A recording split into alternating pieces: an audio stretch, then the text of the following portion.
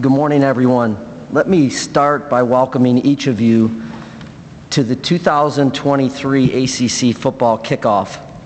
We thank you for coming to Charlotte and for your time and investment in covering the ACC, our membership, and intercollegiate athletics. I also want to recognize ACC Network for its live coverage of our now 3-day event. If there's anything we can help you with throughout the event, please let me or our staff know. Before I share some thoughts about the conference and our tremendous student athletes, I want to pause and remember 3 important members of the ACC family. At the end of last season, we tragically lost Virginia student athletes Lavelle Davis Jr., Devin Chandler, and Deshaun Perry. There are still no words that can fully express our collective grief over this devastating and senseless loss. Our hearts and prayers remain with their families, teammates, and the entire University of Virginia community. And Lavelle, Devin, and Deshaun, you will never be forgotten by your ACC family. It's a privilege to be here and to share the incredible excitement that's happening in the ACC. Let me start by acknowledging the city of Charlotte, our new conference home. Just a few blocks away on the 12th floor of the Legacy Union building, renovation work will soon be complete, and our staff will be moving into this space in the weeks ahead. Since announcing our relocation back in September, there has been a lot of positive energy between the city, the conference, and our membership. We've already held multiple league meetings in Uptown, which simultaneously provided the opportunity for our school leaders to meet with community and business leaders and the many sports teams that call Charlotte home. As we ramp up our presence in Charlotte in the weeks and months ahead, we anticipate strengthening our relationship with the city through meaningful partnerships, including future events and championships. With nearly 90,000 ACC school alumni in the Queen City, our bond is already strong. Running parallel to our office relocation is a new strategic marketing and branding initiative that we began in January. After a thorough process that included not only the conference, but our 15 member schools, we are proud to be partnering with Wasserman and their creative agency Laundry Service. We look forward to the next month when we will launch, in conjunction with our schools, our new forward-facing brand campaign that will be inclusive of television, radio, out-of-home, and digital and social assets. In addition to our focus on our future in Charlotte, we remain in constant communication with Disney and ESPN, as there is no single business partnership in our industry that is valued more than with a conference's media rights holder. And certainly one of the most turbulent times in history for both media and college sports, I and the ACC have never felt better about our relationship than we do today. Our commitment to collaborate on ways to advance the ACC from both a revenue and exposure standpoint has been unwavering. The work that's been done over this past year, particularly in the last 6 months, as the Disney leadership and ESPN has been solidified, has been incredibly important to our partnership. Jimmy Pitaro, Burke Magnus, Roz Durant, Nick Dawson, and their entire team have been terrific, and collectively we have, 1, agreed on a comprehensive, mutually beneficial growth and innovation strategy moving forward, and 2nd, put in motion several priority initiatives, the combination of which we believe will transform our conference for years to come. Our schools and fans will immediately benefit from significantly increased ACC football television exposure on ABC and ESPN platforms, elevated production value and innovative creative approaches tied to those ABC broadcasts, a commitment to greater integration of ACC schools across all aspects of the network, production, programming, storytelling, sales, and marketing, in a collective mission to enhance and grow this unique and very valuable shared venture. Meaningful new events and programming led by the debut of the ACC SEC men's and women's basketball challenges exclusively on the ESPN family of networks. Near and longer term initiatives include continued creative approaches across all 28 ACC sponsored sports, especially in football and men's and women's basketball. Significant partnerships on data and technology. Coordinated strategies around the quickly evolving direct-to-consumer marketplace. Deeper campus integrations across a range of areas, including programming and production enhancements, coordinated brand positioning, marketing and promotional programs, and most importantly, corporate sales opportunities.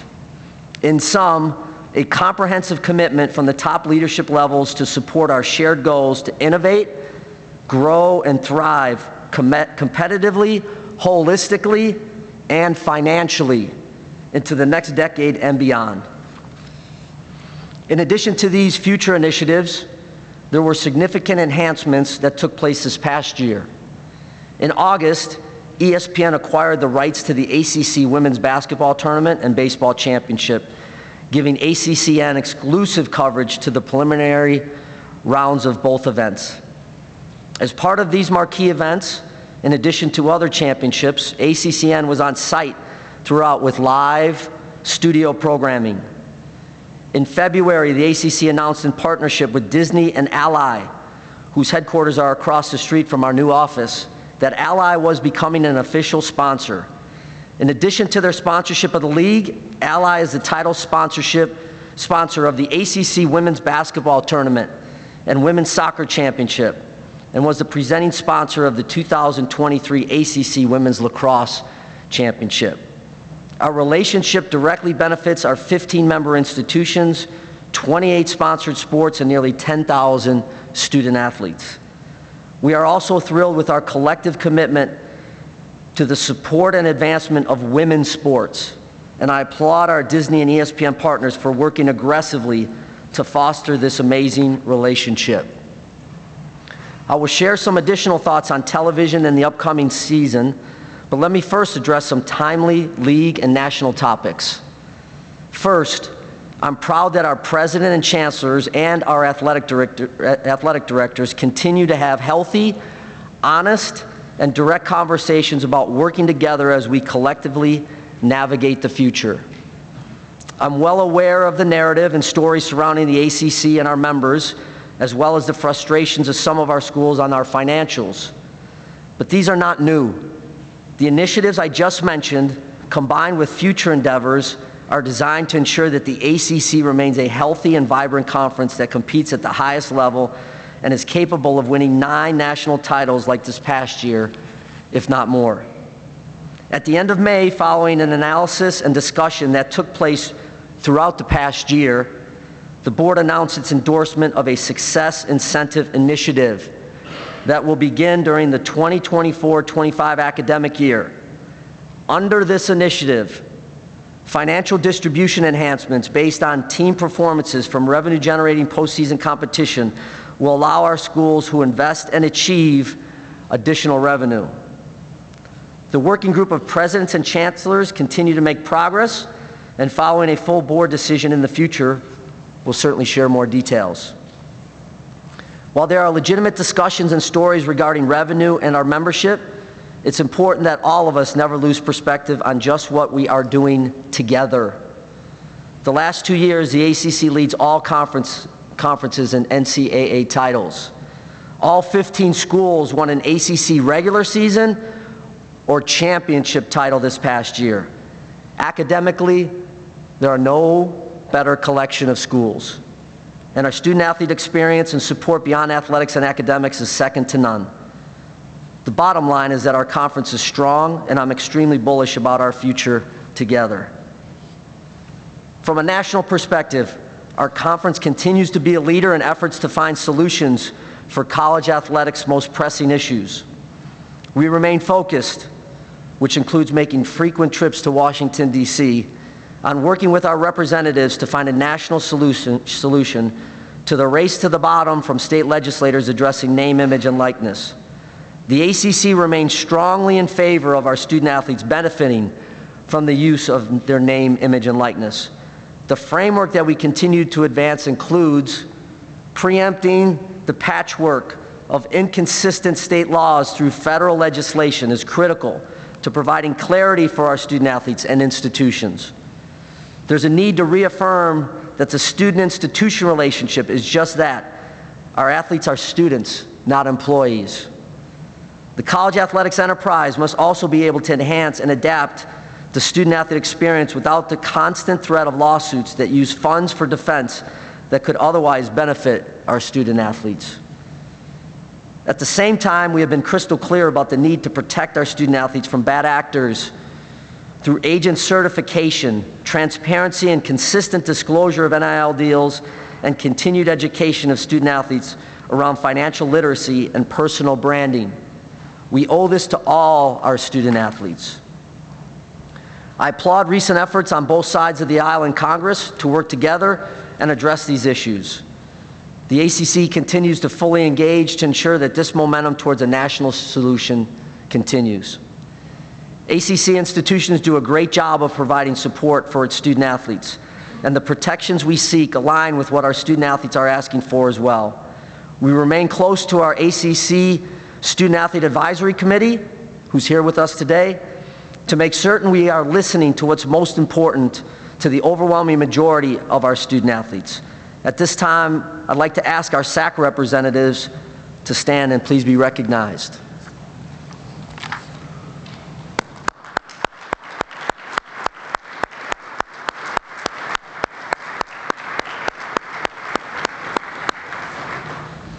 Our student-athletes and those that compete in other leagues represent not only themselves, their families, schools, and conferences, and even their countries. As we look ahead to the 2024 Olympic Games, consider this. Currently, there are more than 100 current or former ACC athletes from 15 sports trained on U.S. national teams that aim to qualify for the Paris Olympic Games. The 2023 FINA World Championships began on July 22nd, and 11 different ACC swimmers will represent Team USA and their schools on the international stage. Team USA's opening match of the 2023 FIFA World Cup this past Friday, 5 ACC athletes from 4 different schools wore the red, white, and blue as Team USA seeks to claim its 3rd consecutive championships title this summer. Speaking of the Women's World Cup, a total of 29 current and former ACC student-athletes representing 9 different countries are competing on this year's biggest stage. College sports has been incredibly important and successful in providing broad-based programming and educational opportunities for young men and women, which is why it is imperative for the college community to address today's challenges. Wherever possible, in addition to any assistance we receive from Washington, D.C. How might the college community and the ACC continue to lead in order to bring more clarity and sanity to the current environment? First, NCAA regulations currently prohibit inducements and pay-for-play. These restrictions must be addressed via a robust national enforcement effort to the extent possible within current state NIL laws. Second, NCAA regulations currently prohibit boosters from engaging in recruitment of prospects. The reports of booster engagement and recruiting through collectives and other efforts under the label of NIL are widespread. I will repeat, I strongly and the conference strongly supports student-athletes' ability to monetize their name, image, and likeness through endorsement contracts, social media opportunities, and other legitimate NIL activities. Payments by boosters tied to attendance at a specific institution is not legitimate NIL activity. Third, we must act to develop guardrails to ensure that student-athletes have access to NIL opportunities, untainted by inducements, as well as reliable information about legitimate NIL opportunities and value. The recent unprecedented transfers of student-athletes are tainted by inducements disguised as NIL money. Too many student-athletes enter the transfer portal based on rumor or bad advice, only to find they have no place to go. It's the ultimate game of musical chairs. This is detrimental to their education and future. Must stop. We can assist student athletes by providing as much transparency as possible regarding NIL. Fourth, we must also act to ensure that student athletes have access to legitimate representation in the form of certified agents and are making decisions informed by facts, not empty promises made to recruit the athlete. The current opportunities for student athletes are immense, and I will continue to work with others in the college community to protect those opportunities and ensure they are untainted by inducements, bad actors, and false promises.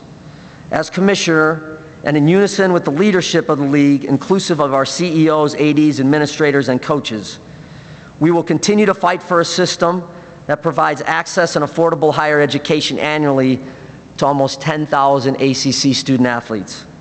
We will continue to fight for a system that has provided countless opportunities for young men and women to develop the skills necessary to become leaders when they otherwise may not have had access to college.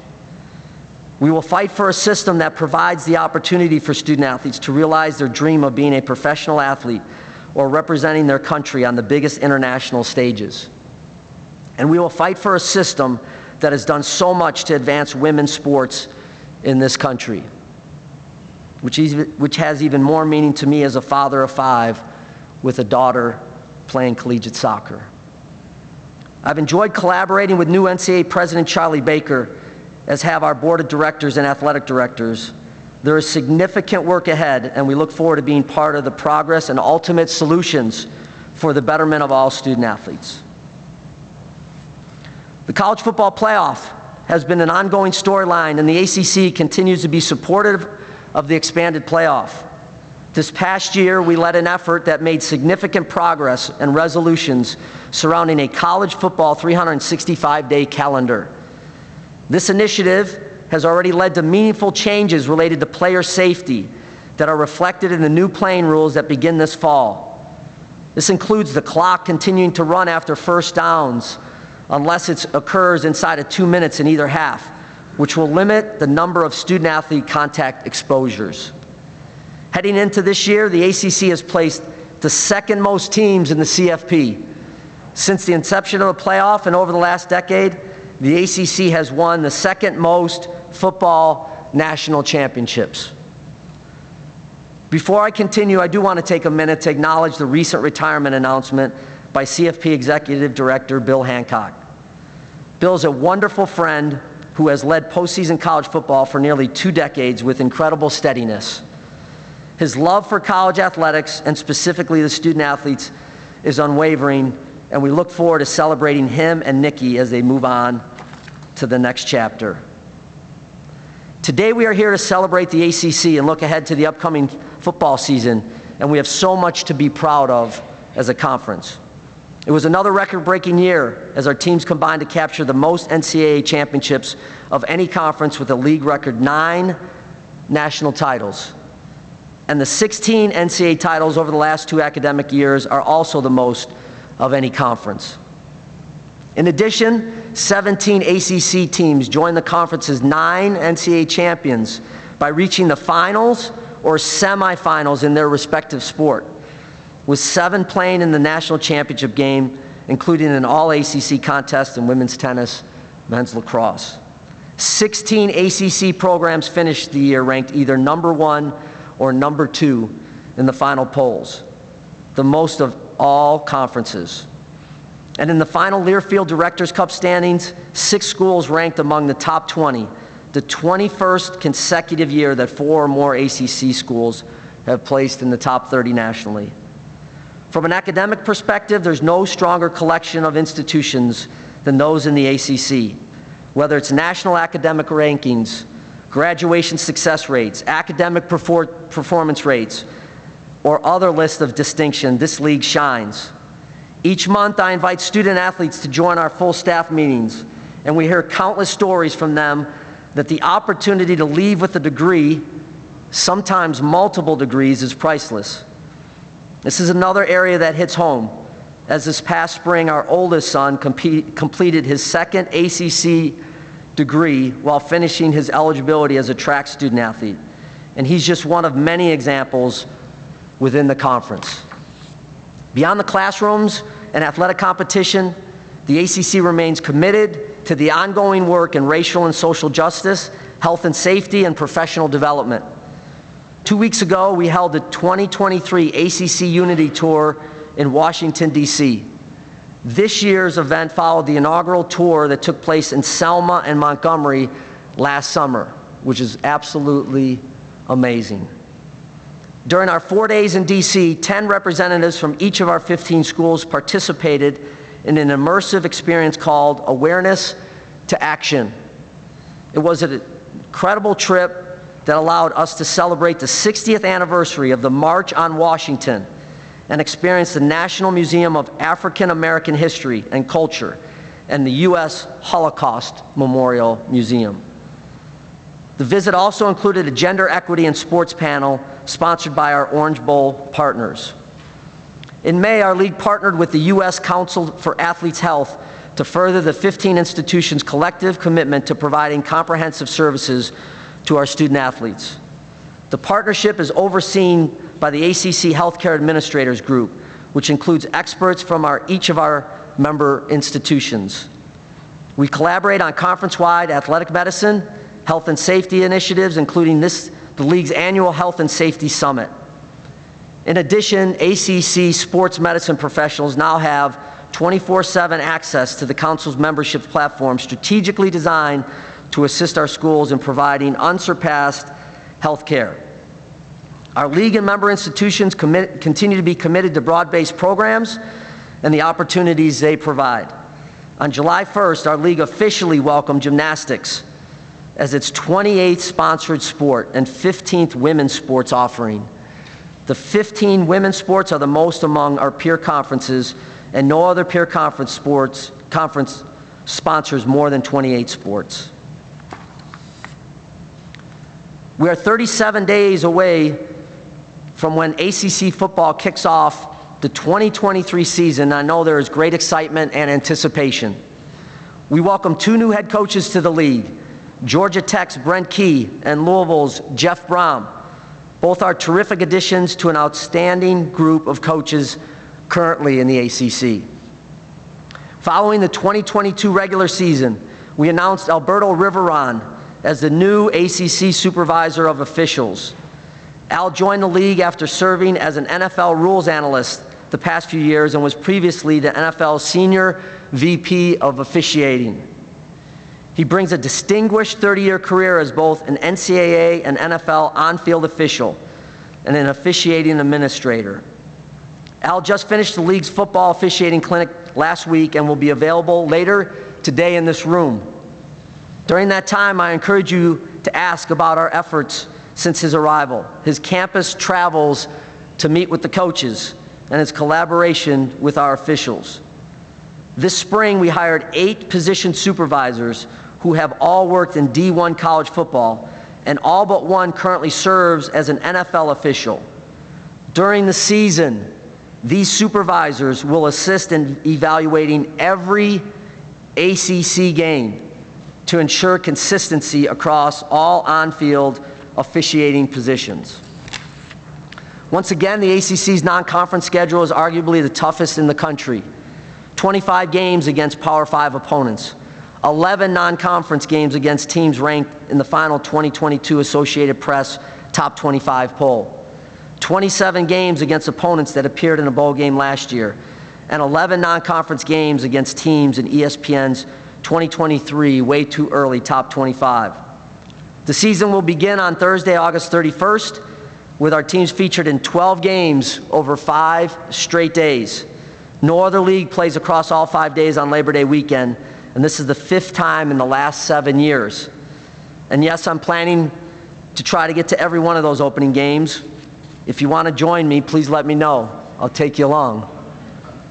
Last summer, the league announced that 2023 would be the first of its new 3-5-5 conference scheduling model that provides significant enhancements, the most important of which is that our student athletes will have a chance to play every school, both home and away, over a 4-year period.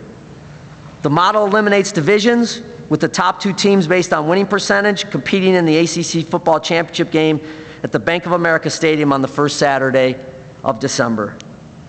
Following the regular season and championship game, our teams will have the opportunity to compete in the college football playoff or participate in a bowl game anchored by our partnership with the Capital One Orange Bowl.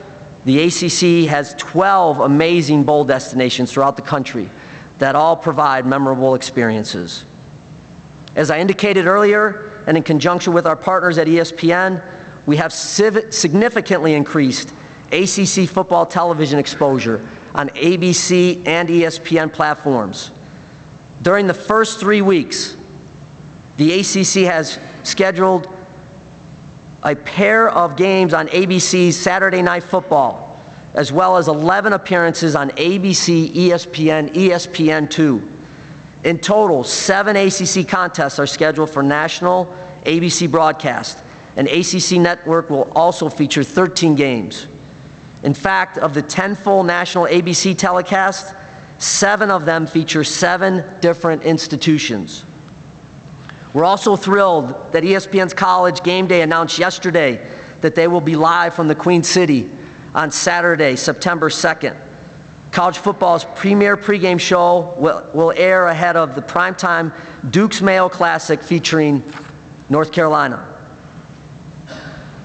In addition to our partners at ESPN, we welcome the CW Network to our lineup of broadcast partners. Beginning this year, the CW will broadcast 13 ACC football games throughout the regular season. Raycom will produce the games, and we are thrilled with the CW's national distribution.